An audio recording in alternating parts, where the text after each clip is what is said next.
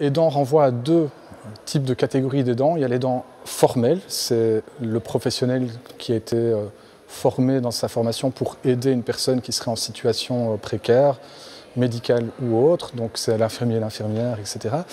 Et puis il y a l'aidant informel. L'aidant informel, c'est plutôt un proche en général. Souvent, c'est plutôt le conjoint, pour une personne âgée en tout cas, ou soit un des enfants qui aide la personne âgée qui est en situation de nouveau précaire parce qu'elle a besoin d'aide dans sa vie quotidienne du fait d'une dépendance physique ou d'une dépendance mentale ou d'une maladie comme le cancer ou des choses de ce type-là. Le regard qu'on porte sur les personnes âgées est, comme je le disais, trop négatif. Si je vous demande quel est le pourcentage des personnes de plus de 65 ans qui sont dépressives et qui se sentent seules, donc vous avez dit 70 pour dépression et 80 pour solitude, c'est en fait 11% pour la dépression et 9% pour la solitude.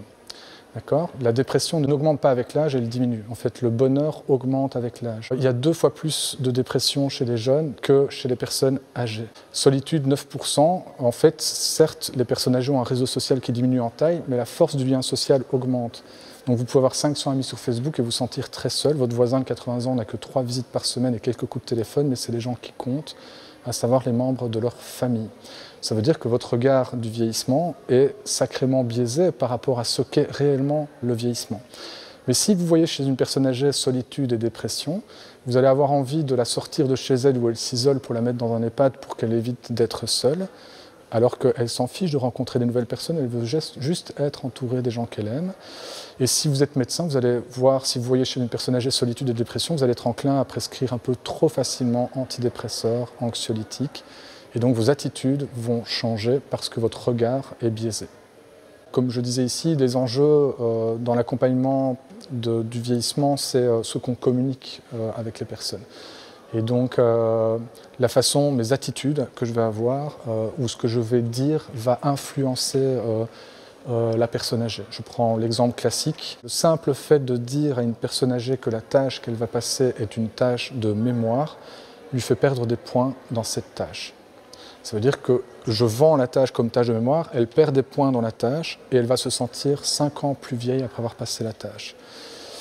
Si je perds des points dans la tâche, ça veut dire qu'on risque un peu de me dire que je suis Alzheimer, puisque mon score dans la tâche va diminuer. Et quand je me sens plus vieux, donc si je me sens 5 ans plus vieux, je vis moins longtemps et j'ai plus de risques de développer la maladie d'Alzheimer dans les années qui suivent. Donc, si on doit changer notre communication vers une personne âgée, que ce soit un aidant professionnel ou familial, il faut éviter d'être dans la communication alarmiste et de chaque fois, par mes attitudes, lui faire comprendre qu'elle est vieille, lui faire comprendre qu'il y a de la dépression, lui faire comprendre qu'elle a des troubles de la mémoire, parce que plus je lui dis qu'elle a des troubles de la mémoire, plus elle développe des troubles de la mémoire.